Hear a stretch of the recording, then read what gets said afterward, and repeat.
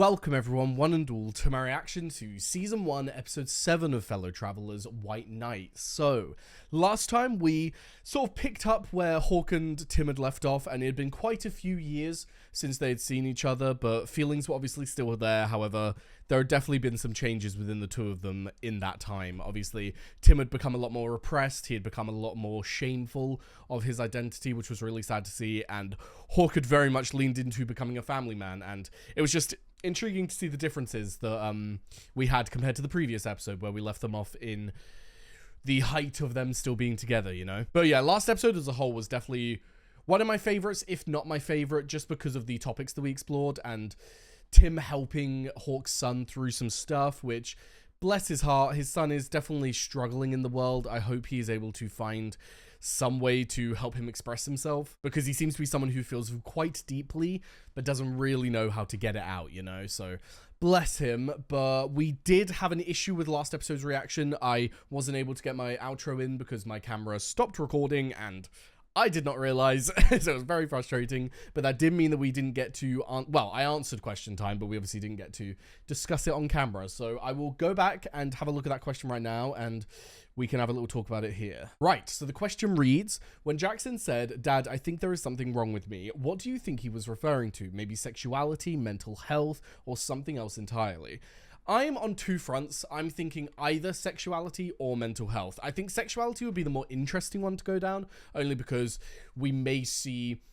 It could be discussed this episode, for example, the exploration of Jackson's sexuality compared to his father, and see what that reaction would be, like if his father finds out, because I feel like that would open the doors to some interesting perspectives, because obviously Hawk didn't have a good relationship with his father and everything because of his sexuality, and so how that would translate considering his son would be the same way.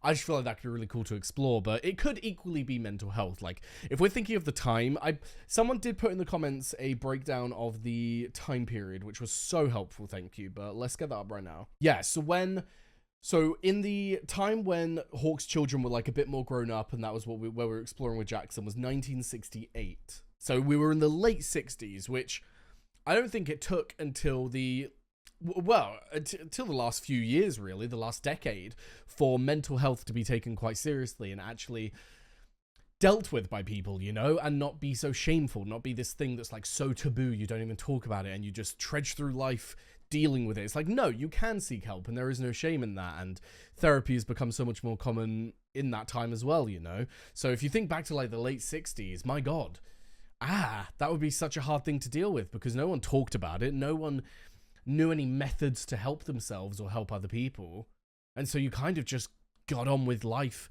feeling shit. So hopefully we are going to see a change in him. I do have a big fear, and I did mention it last episode, that we know that people were giving Hawk their condolences, and it was talk about like their relationship being rocky and everything, and it sounded like there was a big tragedy in the family. So seeing how much Jackson was struggling, I am very fearful of what that could have been. Could it be related to Jackson? Was there...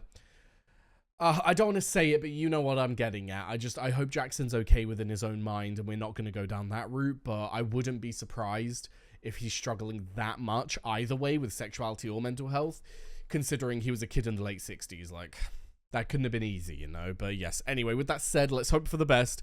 Very excited to get into it and see where we go from here. So without further ado, let's go. Both Mayor Moscone and Supervisor Harvey Milk have been shot and killed. Oh shit. The suspect is Supervisor Dan White. Sorry guys, the subtitles are like really delayed. One sec. Okay, I fixed it. I'm not familiar with these people. Let me Google just in case it's not explained, because I know that's happened before where I've like not known what the fuck is going on. Okay, so George Moscone, I don't know how you actually pronounce that.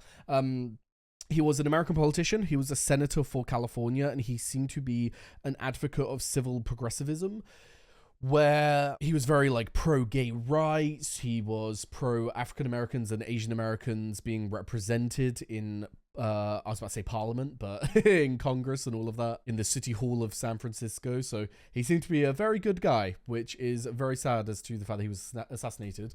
And then Harvey Milk was the first openly gay man to be elected in public office in California. So this was very much a Well, yeah, I would think this was a homophobic attack. I was going to say maybe not because George seemed to have advocated for many things, but considering he killed Harvey Milk as well, probably is. Actually, I rescind my statement. Reading this further, I don't think it was a homophobic attack. I think it was a personal attack.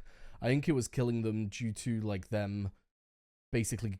I don't know if getting him fired. It says not reappointing him. Okay, interesting. I was getting more into the it's weird to say like spoiler territory, but you know what I mean. We're watching a TV show, and I don't want to like have every bit of information where like the actual story gets spoiled. But interesting results. We'll see where this goes. Dan White was suffering from depression, aggravated by the consumption of sugary drinks and snacks like Twinkies.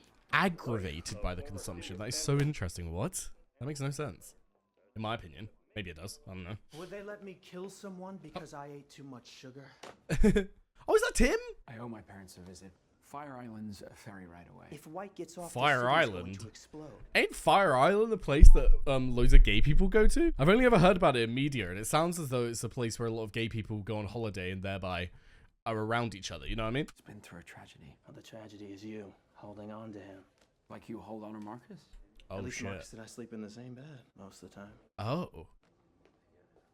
Skippy, I need you. Oh, wow. Both my parents care, but one of them is here and one isn't. Oh, God. Animosity. Jesus. Someone named Tim Laughlin? Oh, my God. Why is he calling? Tell him Hawk isn't here.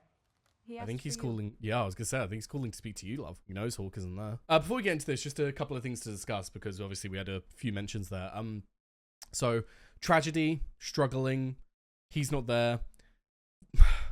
I'm taking note that Jackson is not here either, but I'm hoping that that is not the tragedy we are speaking of. I pray to the fucking heavens. But yeah, the Marcus and Frankie thing. So they sleep in the same bed most of the time. Tim mentioned holding on to Marcus. So is their relationship... Because obviously we've seen in the future, I believe it's about 8 years after this. If this is 1970... Oh, no, they said 1979. So about 7 years, because I believe it's 86, which is like the future area that we actually keep jumping to, you know? So this is 7 years before that. And we know that Frankie and Marcus, as it seemed, were living together at that time. So is this still a rocky area? Are they still not at that good point? How long has it been then since Tim and Hawk saw each other? So 1968 was where we last left off. And now it is 79. So, oh my God, it's already been 11 years. That's crazy. I sent a card. We got it. Thank you. And thanks for the call. Hawk's been in touch. Oof. He calls late at night when he's been drinking. 2 months ago, I gave Hawk an ultimatum. Do something about his drinking or find somewhere else to live. He left. Wow. I have a pregnant daughter and soon a grandchild to care for, and I can barely... Hold it together, bless her. I want to see him. Are you asking for my permission? Maybe. Wow. He is in trouble. Oh, daughter was listening in. Intriguing. I wonder to the extent that the daughter knows.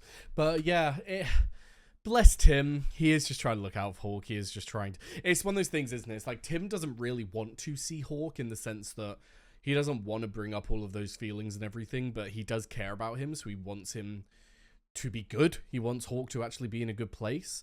And so he's calling the wife, asking for permission to go and see him so that he can try and help him out. But also, I think I feel like Tim, in my opinion, was calling to maybe get a feel if she wanted to see him rather than Tim, because Tim knows how painful it's going to be for him. But evidently she is not prepared to do that. She's more so on the route of being angry at him, which does make sense.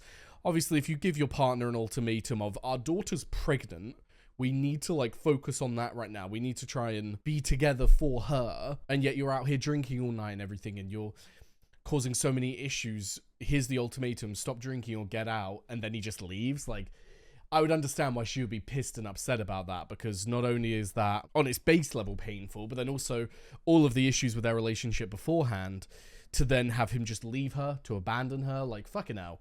Bless her. This is what I mean. It's like we're seeing them live a good life when it comes to money and everything, but she has had such a shit time when it comes to this relationship and everything because of society, because society has forced Hawk into this position of having to conform and to be in this relationship that it's just like, how is that fair for anyone? You fucked over so many people's lives because of it. Lovely. Oh shit. He's high though. I don't know if this is a good idea. Company. Oh my god, the sounds. Please stop. Thank you. Sorry. Nothing happening down there anyway. Oh. You don't look like a priest. You look more like a lumberjack. Or lesbian. A lesbian lumberjack. Not a priest. Lovely. I'm a clinical social worker. Oh, he's a clinical social worker. Oh, because, yeah, he worked at the place he visited. Oh, yeah. Hi. Skippy. Hi. Caught me by surprise. You invited me, remember? Guess I wasn't sure if you'd take me up on it. Yeah. Don't ask people their last names. Or what they do for a living. Brent Boy doesn't count. When we leave Oz and go back to the good old US of A, we take off our ruby slippers. And deepen our voices. How about those Mets? Okay, interesting. So, like, here you can live your secret life. Wow. Gay. I prefer homosexual. Interesting. Why? It's more accurate. Homo from the Latin for man, which I am, and sexual, which I am as well. That's fair. I do wonder whether it comes from internal homophobia. The idea of, like, because obviously the word gay has its own things that come with it, all the stereotypes, all the flamboyance, shall we say, and even though that does attribute to some people, it doesn't attribute to everyone, and a lot of the times the people that it doesn't attribute to get a little bit defensive, a little bit too defensive, a little bit homophobic themselves. The idea that it's a negative to be called that, but you know what I mean. It's like it comes with its own stereotype, so if you don't think that you apply, you wouldn't use it, but most of the time that does come from your own internal homophobia, which, to be fair, the life that Hawk has lived, I would not be surprised. I would be shocked if Hawk didn't have some kind of internalized homophobia. You're from San Francisco. Did you know Milk? Ooh, interesting. Yeah, everybody did. He was a beacon. I'll be right back. Excuse me. Especially for someone who worked in politics, you know. That would be so special for Tim. But obviously special for everyone. Enough of the senior citizen gesture. It's funny because we saw Hawk helping Tim in the previous episode when he was in a bad spot, and now it seems like Tim's in a really good place. Gastritis from alcohol. What's gastritis? I've heard that, but I don't know Does he what ever it talk is. about Jackson? Who? His son. So it was Jackson. Jackson died about 6 months ago. No. Oh, that's exactly what I was hoping it wasn't going to be. It seemed like the most obvious, but fuck. That is so... Oh no, Jackson. Also, I paused before Tim said it, but I can read the subtitle says heroin overdose. So he obviously either took his own life, which I don't think a heroin overdose is... Is a heroin overdose a common thing of taking your own life? I don't think so. I think that's more so that you're like in a bad place and then you overdose. So he was obviously struggling a lot, but fuck. Interesting that Hawk is now taking drugs though. If his son died of a heroin overdose, you know? I wonder what that means, like, psychologically. Like, what's going on in his head to not see that? You didn't know. Of course I knew. Nope, he hasn't told anyone, which is not surprising for Hawk. He seems like someone who would internalize and just hurt himself. Black folks are killed every day, and you hardly ever hear about it. Agreed. Interesting. But are you reporting on that objectively or giving us a truth? Dan White is a murderer. Harvey deserved better. Harvey? Guess you two were pretty close, huh? Wow. That guy looks familiar. Is that the guy who they later take in the future in about 7 years time? I can't remember the reasoning that Marcus gave when he was talking about that guy, but that guy seemed to be younger, whereas this guy also seems young right now, so I don't know if that really adds up. Maybe I've seen him in something else though, because his face looks so familiar. And watching your hometown get taken over by hippies and queers. Wow. What? That's where we'll leave it off. Have a great weekend. I was going to say this seemed like way too much of a productive conversation for the time. But then hippies and queers, okay. Everything okay at home? Why didn't you say anything just now? Shut Adam down.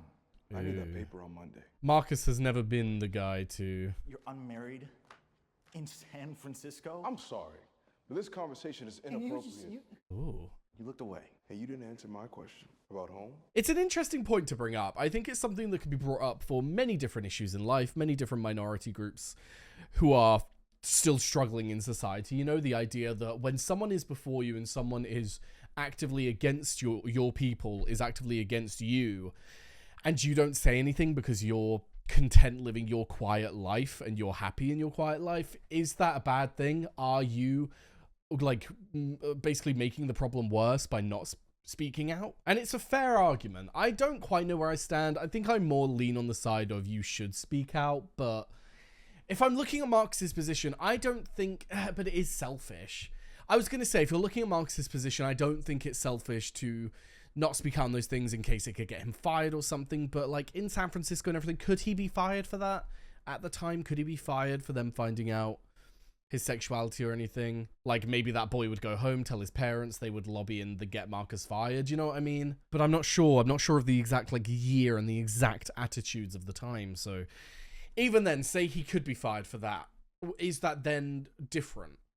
I don't know, because you're still not saying anything. It's a hard one. It's a really hard one. I think if you're in a position where you can be outspoken and it's not going to like completely end your career, end your life, then you should. But if you are not in that privileged position, if you are not in a position of having that safety net, then I would understand why you wouldn't. Not everyone is designed to fight, you know, not everyone is designed to have that like inner fortitude to be able to go up against people and challenge their beliefs and everything. But it's a hard one because morally you should say something. I don't know.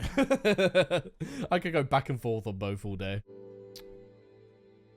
Kimberly? I'm in here. Oh, sister.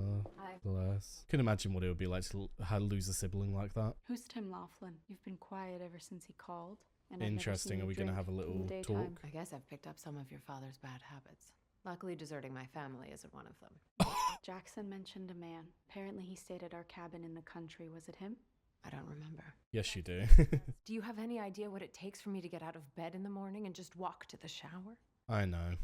I'm sorry. If you want to know about your father's relationship with Mr. Laughlin, Ask you'll him. have to ask him about it. That's fair from her. It's an emotional, painful thing for her herself. She's not said no. She's not said it's nothing. She just said, if you want to find out, bloody ask him. Because that's not my place. I don't want to. Run, too. That's proof. Of what? That I'm still alive, I guess. I was just thinking, with Tim's line of work, he's definitely the person, like, he's the person who's, like, close enough to Hawk to be able to help him, and equally the person who has, likely, the best abilities to help him mentally right now. Drunk or not, I meant it. And while you're here, I have a little business proposition for you. I'll tell you tonight. Over dinner. Let's go for a run, huh? Say the island. Parts they don't talk about in the brochures. I'll race you. Well, I warn you, I do aerobics. I warn you, I do aerobics. Okay. Maybe we should go. No talking. Just like church. That's actually quite sweet, though, the idea of, like, no talking, just experiencing the human experience, you know? Although I do wonder what this would sound like without the music that we have, you know? What's going on here? Where are you? Because you're not here. Nice. Well, something's on your mind, or someone. Am I gonna have to go through this again? How many times do I have to say I'm sorry? He cheated. You know, I don't mind if you stop at the baths now and then, but you lied to me, Marcus, for months. Is it happening again? No. Okay, so he lied to him for months. He was obviously cheating on him with someone. Doesn't mind if he, like, goes to the baths every so often when it's, like, an actual person. That's an interesting point. I feel like that is a compromise that a few people come to when they're having issues where, like, one partner can't be faithful. It's the idea of you can get with other people. I mean, that's the concept of what an open relationship, isn't it? It's the concept of you can get with other people, but, like, not one singular person all the time, because then it's basically another relationship, you know? So long as I'm, like, the main person in your life, then hell yeah, let's do it. At least that's my understanding of an open relationship. Let me know down below if I am completely wrong on that.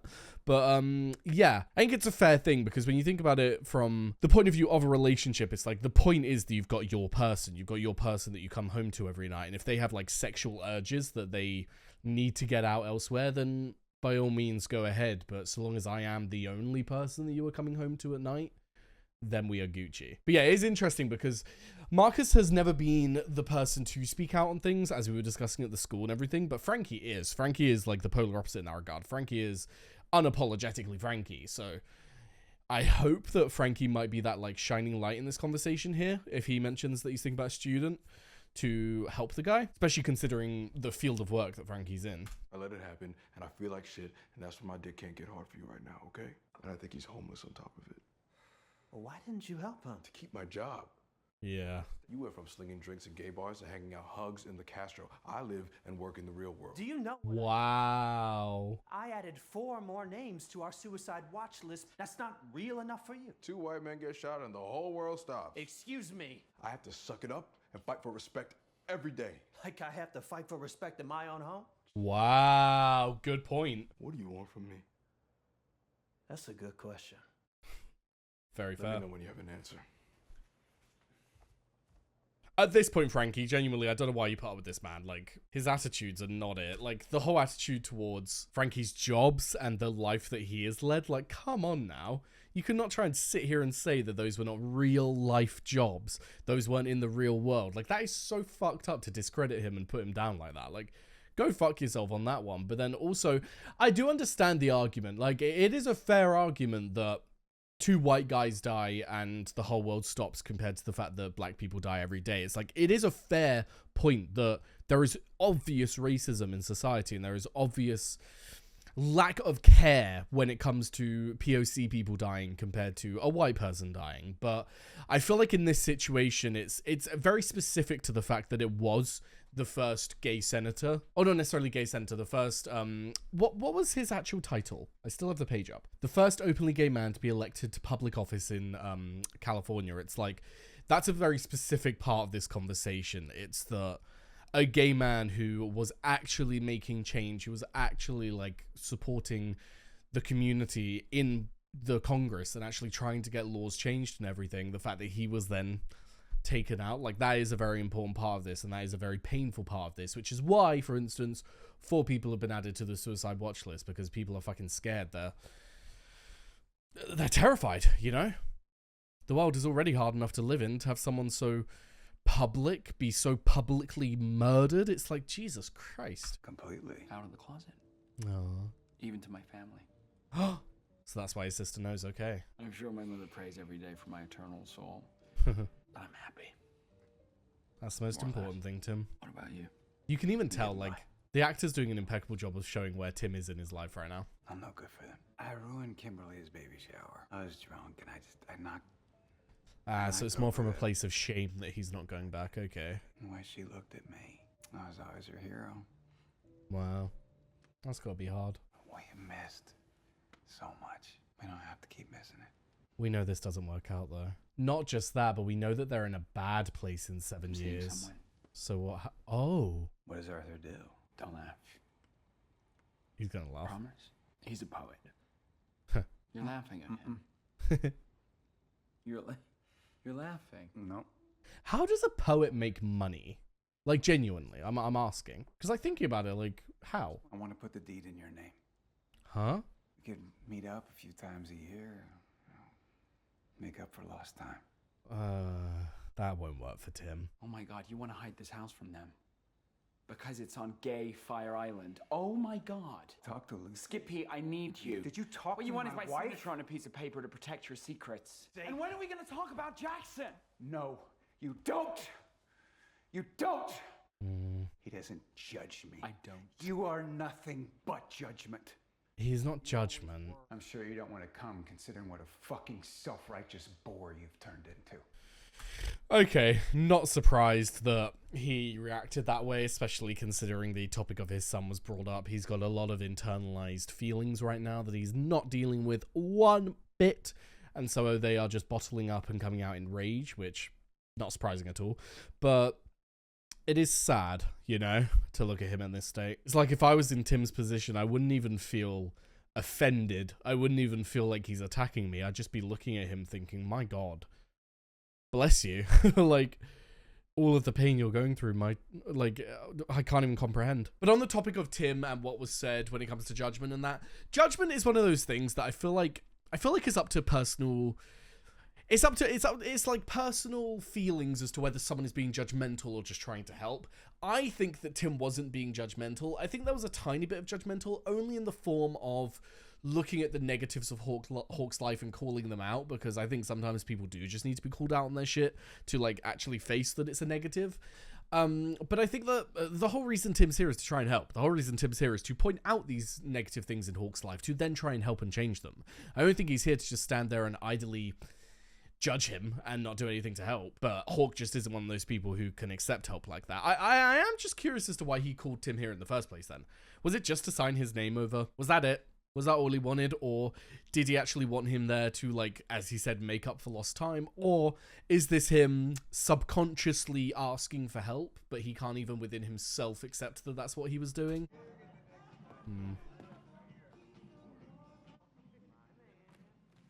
Interesting.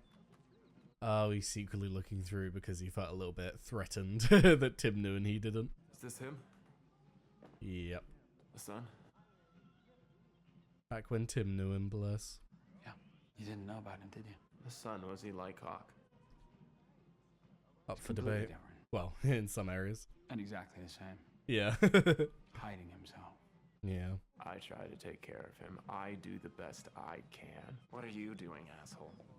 Wow. I think that's a fair thing to bring up considering Tim was going to leave. I was going to say, please, Tim, don't leave. Like, don't leave when things are hard. Obviously, he's struggling a lot. But I would understand personally if Tim didn't want to put up with it. But I think that was a good conversation to have. Not because the guy was right, because fuck you for saying stuff like that. To be fair, though, Tim was being a bit judgmental. But I do think it was good for Tim to think within himself, wait, what am I doing? Maybe there is more that I can do to help here. Hey, Skip. Okay, I didn't mean join in, Tim. I didn't mean that.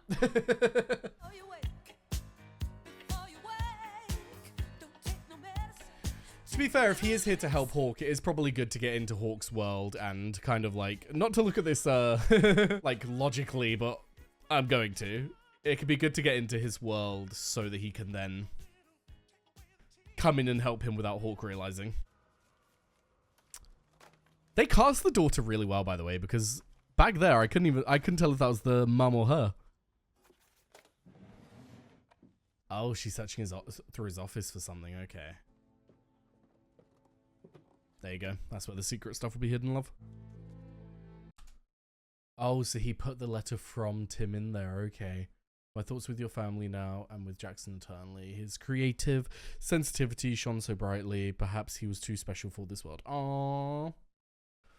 Oh, that's so sweet, Tim. That really reflects the Jackson that Tim got to know, you know, but included his card as well. Okay. Call center isn't here. Can you hold a minute? I love that it's showing her calling. We're a non-profit agency providing services primarily for the gay and lesbian community. I'm sorry, I have to go. Boom. Yep, she's starting to get an idea. Special friend, gay and lesbian community. Waiting for a steer. If you have not seen the lip sync on Drag Race to this song, Manila and oh my god, what's her name? Delta Work. Oh my god, I'm so sorry, my darling. Please don't judge me for that. But yeah, if you've not seen that lip sync to this song, fucking go ahead. It's fantastic. What's going on?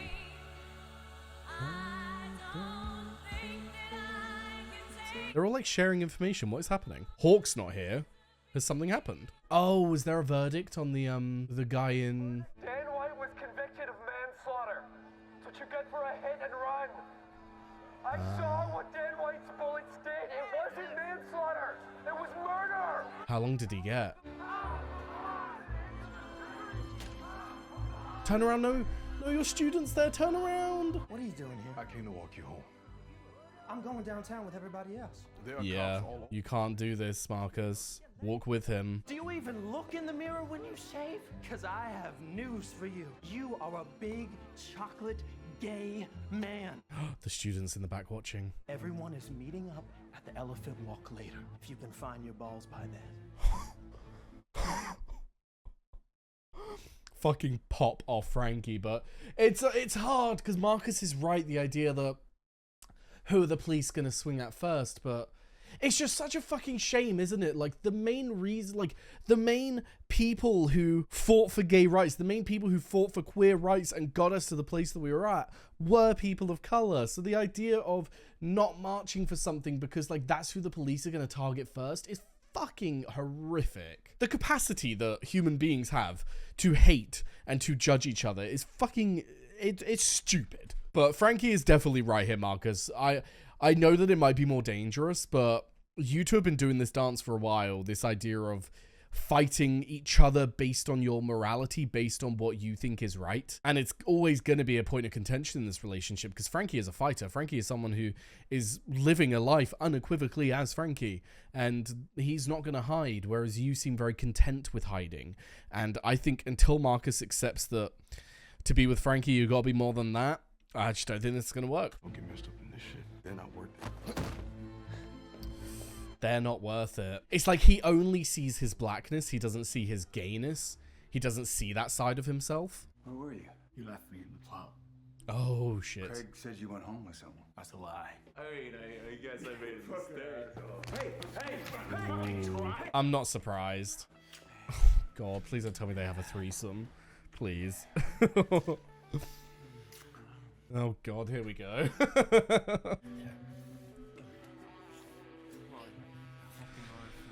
I just wonder where this is going because, sorry to pause on this, but I just wonder where this is going because we know that in a few years' time, there is a lot of animosity from Tim towards Hawk. So I'm thinking, does Hawk kind of like lead Tim in, give Tim this false sense of security with Hawk where he's thinking that, okay, maybe we're actually going to be together again. And then Hawk goes back to his family. Maybe his daughter comes by and finds out where he is and talks to him, and he goes back, and then Tim's really hurt. Like, you know what I mean? Like, where is this actually going? Because so far, I don't see that level of, like, hatred that was there. Obviously, there was still a lot of love, which is why Tim has even allowed Hawk to stay with him during this time in the future. But you know what I mean? It's like, where did that negativity come from?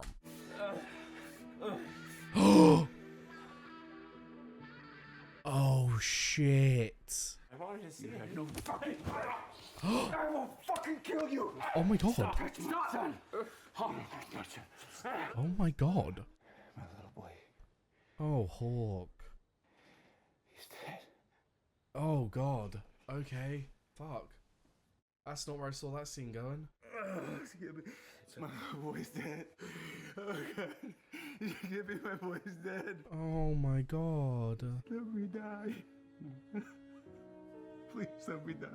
Hawk. No, I can't do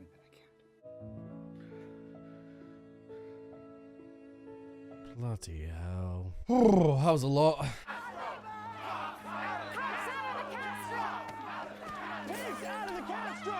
Pigs out of the Castro! Oh, shit. Where's Frankie? Got separated at City Hall. That queen can scrap. Tell me about it. We live together. Hey. That queen can scrap. Yeah. Watching my every move, so I just told him I'm gay. Oh, my boy. Said it right to my father's face. If my mom hadn't stood between us, I think it would have killed me. Oh, my God. Jesus Christ. God bless the people who are in that kind of situation. Like, my heart goes out to you. I wanted to tell my dad before he died, but I couldn't. He has moved to San Francisco, makes sense. Man, your generation, you're afraid to tell the truth. I can't live like that.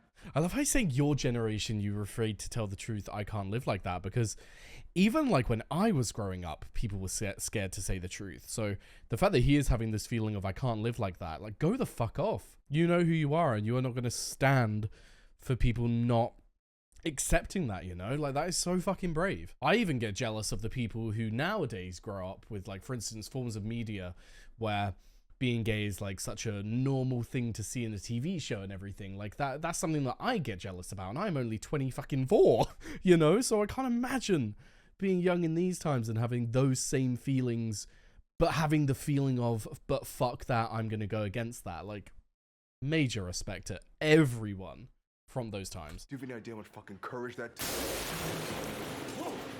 Jesus Christ. Oh my God. Oh, bless you, Marcus. Oh, that fucking hurts. Seeing him, over him just protect. Jesus Christ. There was truth in what Marcus was saying. It was literally what we were talking about earlier, wasn't it? The discussion of, just because someone is not out in the streets advocating, does that mean that they are any less courageous? Does that mean that they are any less of a queer person? The debate could be, you could debate for hours, you know.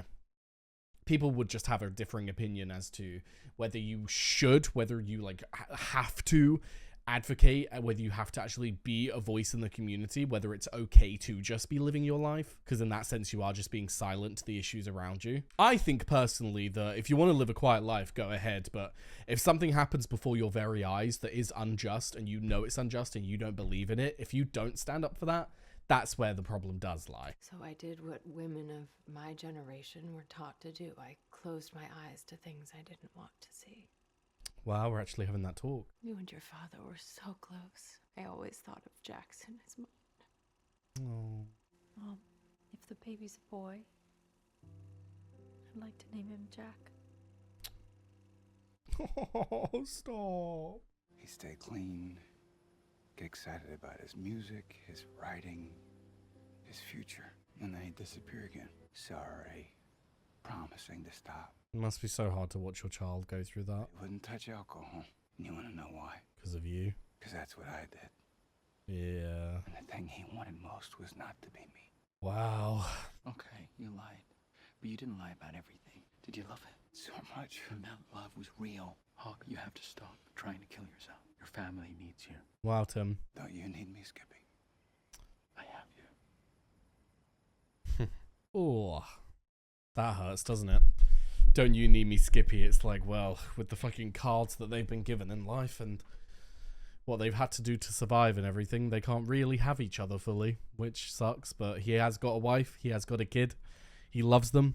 They love him. You gotta stop punishing yourself for your own mistakes, Hawk. And you've also got to stop thinking that things are your own mistake. So many of the things you've done with your life have been a result of the world that you live in, and unfortunately that may have had a knock-on effect on Jackson, and that is fucking sad. But you can't sit here and say that that is all your fault, you know, like, absolutely not. You did what you needed to do to survive in the society that you lived in. So if you're going to blame anyone, blame the politics, blame the general idea that people have over gay people and over queer people in general, and just be there for the family that you do have left, you know. But God bless Jackson. Like Tim said, it's hard to know specifically why people go into addiction and why we as human beings can't stop the addiction. Like, there are so many times where, like Hawk was saying, addicts get through it. They get to a place where, like, they're clean and everything, but then they go back to it because addiction is, it's addiction. It's the basis of the word. You physically cannot stop yourself. And it's so fucking sad to see people down that road of life and not be able to get themselves out of it, you know? Like, so many people want to. They want to live a better life. You think they want to, like, be living on the street, stuffing themselves with heroin every night? No, but they feel so lost. They feel so much like they don't know what to do. They've tried everything that... what more can they do but just keep going? But I can't imagine the pain of seeing your child go through that. I cannot imagine the pain of watching your child deteriorate and to see the emotion on their face of, like, I want to be better, I want to change, but then feeling like they can't. You'd feel so lost and hopeless as a parent, and you obviously would blame yourself. Like, don't get me wrong, I completely understand why Hawk blames himself, but he shouldn't, and he needs to be there for his wife and daughter. That needs to be his drive to stay around, you know? Took off their badges. They just came to break heads. Wow. I'm fine. We're not gonna lie down and take it anymore. You're beautiful. Oh, no, stop. It's after midnight. Harvey's birthday. To Harvey. Harvey. To Harvey. To Harvey. It was a night of rage. Angry gays attacking City Hall. Angry gays attacking City Hall. Shut up. And then something like this happens and you realize that to many people in this country, our lives are worthless. Yeah. We're sorry to see you go. Even nowadays, with the state the politics are in, it's fucking scary. You never quite get to a place of feeling purely free. There will be people that will say you must get over him if you want to be happy. And they will be right. I was going to say, I do agree with It will that. also be the stupidest thing anyone ever says to you. I just feel like you could be so much happier if you did, but if you can't, if that is the love of your life, then I get that. Well... It's just a little more to pick me up. Oh, Hawk. It meant nothing to you. Everything we said last night. He's an addict himself now, unfortunately. If you want to die, go on. Fucking die. Wow. Your wife and your daughter have already buried a son and a brother, and they're gonna have to bury you. But you don't care because you're so fucking selfish. I think those are the kind of truths that you need to hear. No, please. I'm done with you. I'm free. That's concerning, though. I was with Tim on the other stuff because I feel like that kind of stuff, you need to have someone face the truth, and he's obviously not listening from a caring and emotional point of view, so maybe he'll listen from a point of view of anger and realism of the fact that his wife and daughter will then have to bury and mourn him as well. But the issue of like, I'm done with you, I'm free, is that if Hawk is on the verge of killing himself, those kind of things are very dangerous to say, because you're putting him in a place of being purely alone, being purely in that state of mind of people will be better off without me, you know. But then you could argue, is that Tim's place to be there for him if he's just going to sit here and take drugs and not listen and not actually try and get the help he needs? But then is he now an addict himself? It's Hello? It's Daddy. Hi. Hi. Are you okay? I'm fine. How are you? I'm fine. Those were two very loaded fines. I'm coming home. Okay. Okay. You'll tell your mother? Of course. We have a lot to talk about. Yeah. Interesting. I wonder if he actually has an open conversation with his daughter, because she knows now. That's there. The truth is there.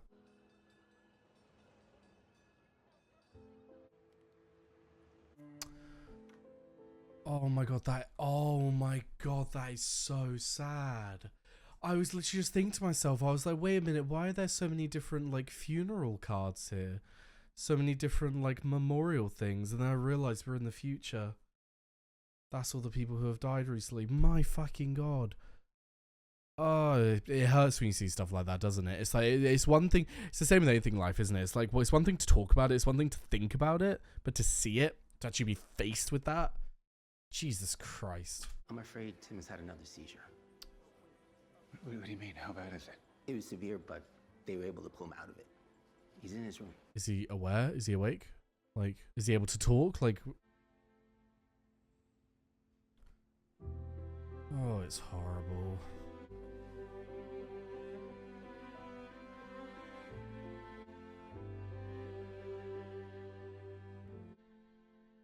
Damn, what an episode. What a lovely note to end it on, you know. I wasn't expecting it to end on a good note just because of where we've been at and obviously where the story's going. It's pretty evident that we've got one episode left now, and it's pretty evident that that episode we are going to have Tim unfortunately leave us, which will be very sad to see. I'm not prepared for that, but God, what a story. They've dealt with so many incredible topics that aren't touched on that often. Like, we're seeing a father grieve his child who was going through such massive internal problems and so many struggles. I always find it so interesting when we explore characters who are going through such emotional turmoil, and yet on the outside they seem perfectly fine and they're doing their absolute everything. They're putting every ounce of power that they have within themselves to not focus on that thing and to pretend that everything is fine. I love it from a psychological perspective to look at these people and then to have those moments where they crack, the moments where like the truth, the real feeling comes through, and you have them actually just break down and realize that they are not okay. They cannot be okay. They can keep trying to convince themselves that they are, but it's not working. The thing that I always loop back to in my head though when it comes to Tim and Hawk is that they work so well. Like, Tim is a fantastic person for Hawk to have in his life, and Tim always helps Hawk out of those bad situations, and then equally, Hawk is always prepared to help Tim. We even saw that in the previous episode, that he was ready to do everything to try and help Tim. So, the fact that these two people love each other so much, and they are so prepared to give each other that love and that help, and yet they could not be together, just keeps looping back in my mind of how fucking unfair that was. How unfair they were to have been brought up in that time and not be able to experience love. Like, they found their person. They both found the person that they would want to be with for the rest of their life, and yet they couldn't. They weren't allowed that.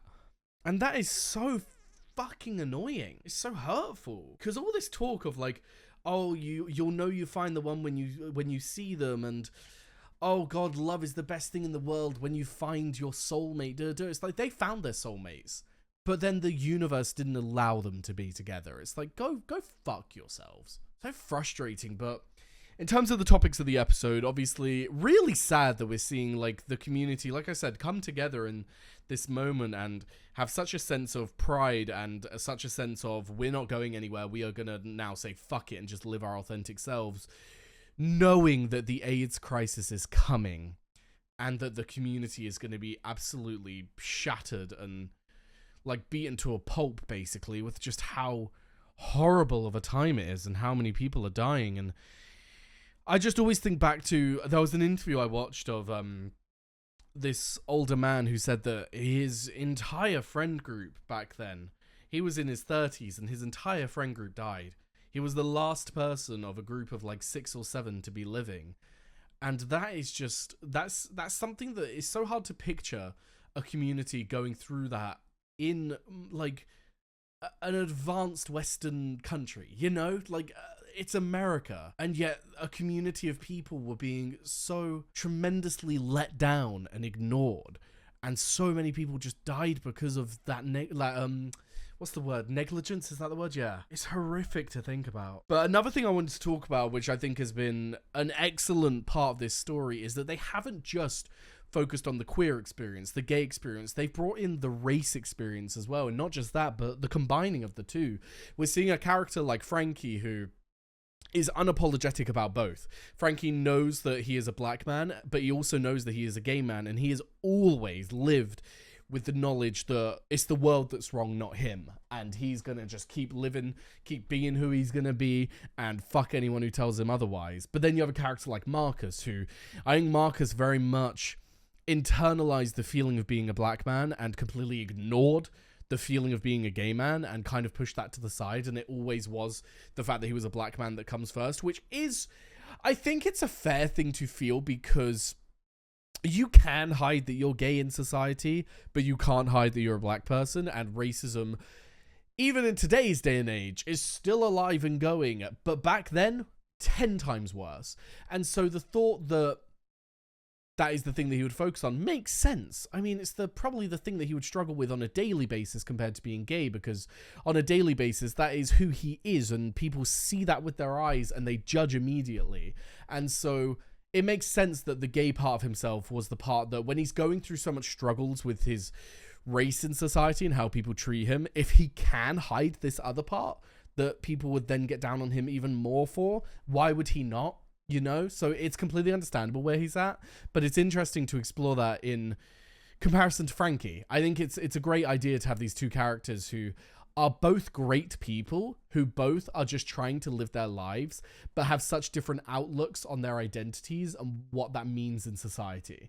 And I think that that has been such a fantastic topic to explore in this story. Like, they could have very, very easily just focused on Tim and Hawk, completely ignored the race issues of the time, just focused on the gay issues, and that be that. But the fact that they've actually brought these stories in has been utterly fantastic, in my opinion. But it is equally sad to see that contrast of Frankie and Marcus, who have had so many issues and fought through it, but still ended up together, compared to Hawk and Tim, who have had so many issues themselves, and yet they just couldn't get to that place. I don't want to sound like a broken record, but I will never stop thinking about the fact that it affected everyone. This wasn't just a matter of like, oh, it affects the gay men, it makes them get into relationships with women and it ruins their lives. It's like, well, if it's ruining their life, does that not mean that it's equally ruining their wife and kids' lives? Like, the fact that people were forced to conform and get in these relationships and have kids and everything, to then later on it caused such an issue in the family. It's like, when you got one parent who is so internally unhappy because of everything that society has made them be, that's not going to breed a happy family, you know? So it fucked everyone over in that regard. It's made Hawk's wife feel horrible, and that she's solely focused on her kids and the family aspect rather than her husband, because she knows that her husband does not love her in that way, which must be so hard to feel. Like, he obviously has love for her, but I think it's safe to say that he does not love her as a husband should love their wife, because he physically can't, as that's not who he is. And yet he's been made to do that. And so the trickle-down effect on his kids as well just sucks that they were put in that position. That's why when you look in today's day and age, and we still have issues of, like, if politics change and someone else gets in power, they could throw the gay marriage bill out. Like, there are so many different things that they could do to fuck everything over. And it's so scary that even in 2024, we're still at that point. How have things, like, things have got so much better, but how are they still on the line to be taken away? It's such a scary proposition to think about. And I think that's why media like this is so important, to make us look at the past and look at the struggles that people went through and appreciate what people went through as well, to respect your peers, respect the people who came before you and what they did for your rights and what they did to get us to the place where we are today, where even though we're like scared that certain rights could be taken away, the fact that we have them to begin with is a fucking privilege. And it's weird to say privilege, don't get me wrong. I don't mean to say that it's not something that should be just a natural right given, but you know what I mean? Compared to them, we are privileged, and my heart goes out to every fucking one of them. But yes, anyway, with that said though, that was a fantastic episode. Like I said, love the topics that we explored. I think that is the guy from the school. I think that is the guy who eventually does go on to live with Frankie and Marcus, which is really nice to see that they were able to help him out in that regard. And it's so nice to see that Tim and Frankie both went into that line of work, into social work and helping gay and lesbian people, because oh my God, what a respectable place to work. That's why I was so angry with Marcus at the start of the episode, saying that you haven't had like a proper job in the real world. It's like, go fuck yourself, because that is such an important job to have, and major respect to anyone who has that as their livelihood. But yes, anyway, with that said, I could go on forever. Great episode, great topics explored, and I'm very hesitantly excited for next episode because I know what's coming, but I'm sure they're going to do a fantastic job at it. So with that said, thank you very much for watching. I've left a link down below to my Patreon, be able to find the early and uncut reactions to Fellow Travelers and all the other shows that I do. Also left a link to my Twitch, my Discord, and my socials, so be sure to follow them if you are interested. And Jess, thank you very much for watching, and I hope to see you next time. Bye bye.